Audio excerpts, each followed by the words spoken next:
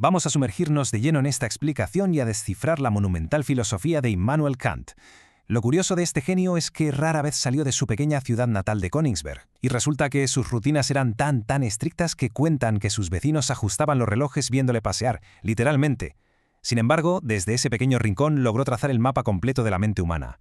Pensemos que en su época la física y las matemáticas avanzaban a una velocidad de vértigo, pero la metafísica, bueno, estaba atascada en un bucle de disputas interminables. Así que Kant se propuso una misión absolutamente revolucionaria: examinar nuestra propia capacidad de razonar. Vamos a explorar este sistema que a día de hoy sigue siendo el pilar indiscutible del pensamiento moderno. En nuestra hoja de ruta de hoy pasaremos por los límites del conocimiento, la relación entre ciencia, fe y razón, el famoso imperativo categórico, el salto de la naturaleza a la sociedad y, para rematar, su visión sobre el camino hacia la paz. ¡Vamos a ello! Sección 1. Los límites del conocimiento, el problema de la metafísica. Y esto nos lleva al gran rompecabezas inicial. ¿Podemos los seres humanos llegar a conocer cosas que están más allá de nuestros sentidos físicos? Durante siglos la humanidad había intentado comprender conceptos totalmente abstractos, como la existencia de Dios, la libertad o el alma. El gran problema es que la ciencia puede medir la fuerza de la gravedad o diseccionar una célula, claro, pero no hay manera de poner el alma bajo un microscopio. Hablamos de intentar comprender conceptos que no tienen ninguna prueba física posible. Para salir de este callejón sin salida, Kant hace algo brillante. Sintetiza las dos grandes corrientes opuestas de su tiempo. Por un lado, teníamos el empirismo, que defendía que el conocimiento deriva única y exclusivamente de la experiencia. Por otro, el racionalismo, que sostenía que existen conocimientos innatos totalmente independientes de esa experiencia.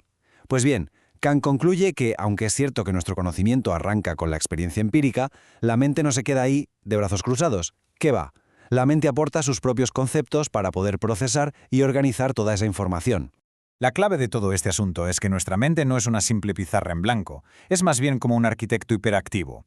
Kant introduce la idea de los conceptos a priori, que son formas puras que ya residen en nuestra mente antes de tener cualquier tipo de experiencia sensible. Pensemos, por ejemplo, en el espacio y el tiempo. Para Kant no son cosas físicas que existan ahí fuera en el universo, sino que son nuestras lentes innatas, las herramientas estructurales con las que nuestra mente organiza el caos absoluto de las sensaciones. Y con esto, Kant traza una frontera inquebrantable. Por un lado, tenemos el fenómeno, que es el objeto tal y como se nos presenta a través de nuestros sentidos. Pero por otro lado, está el noumeno, que es la esencia pura, la cosa en sí, y que siempre va a permanecer inaccesible para nosotros. Es decir, por puro diseño, tenemos una especie de frontera de cristal en la mente. Podemos entender a la perfección cómo funciona el universo observable, pero la verdadera esencia oculta de las cosas siempre será un misterio. Sección 2. Ciencia, fe y razón. Derribar para creer. Ya que la ciencia tiene límites muy claros, resulta que usamos nuestra razón de dos formas muy distintas. La razón teórica es la que nos permite conocer cómo son las cosas en el mundo de los fenómenos, el ámbito de la ciencia, donde todo está absolutamente determinado por leyes causales. Pero como seres humanos, también tenemos una conciencia moral que nos empuja más allá de lo observable. Y ahí es donde entra a jugar la razón práctica, que nos dicta cómo debemos comportarnos y nos introduce de lleno en el terreno de la libertad. Ahora bien, para que todo este sistema moral no sea una ilusión, Kant introduce tres postulados imprescindibles: la libertad, la inmortalidad del alma y Dios. Y ojo a esto porque aquí reside su gran genialidad. Kant no intenta demostrar científicamente que Dios existe. Lo que nos dice es que la moralidad nos exige actuar como si existiera. La exigencia de obrar por puro deber da por hecho que somos libres. La aspiración a alcanzar una virtud perfecta requiere que nuestra alma sea inmortal. Y garantizar que, al final, la virtud y la felicidad coincidan hace necesario postular a Dios. Así, estas ideas pasan de ser conocimientos teóricos imposibles a convertirse en los pilares de una fe puramente racional. Sección 3. El imperativo categórico, el deber moral. Sapere aude. Ten el valor de servirte de tu propio entendimiento. Menudo grito de guerra, ¿verdad?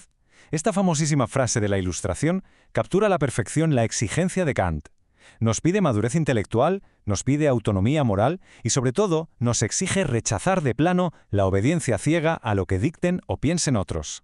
Al llevar esto a la toma de decisiones, las motivaciones se separan en dos bandos. Tenemos el imperativo hipotético, que es totalmente condicional. Es el clásico «haz esto si quieres conseguir aquello», movido puramente por el interés personal o la conveniencia. Pero la verdadera ética no funciona así.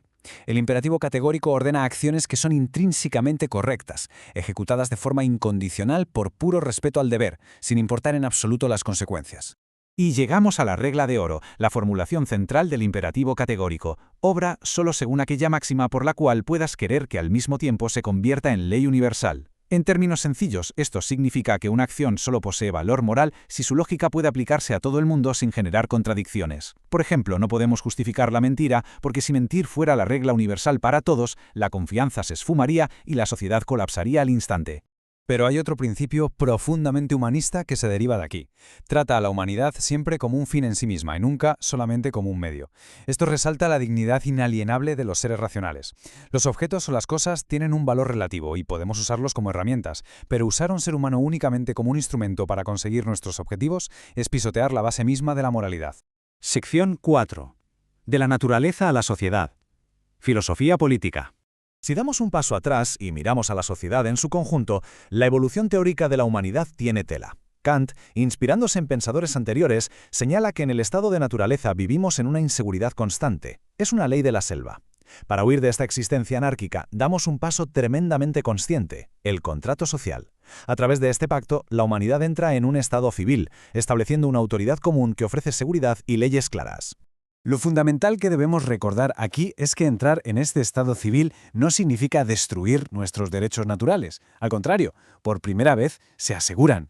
En el estado salvaje, la voluntad y la libertad de uno chocan violentamente con las del vecino.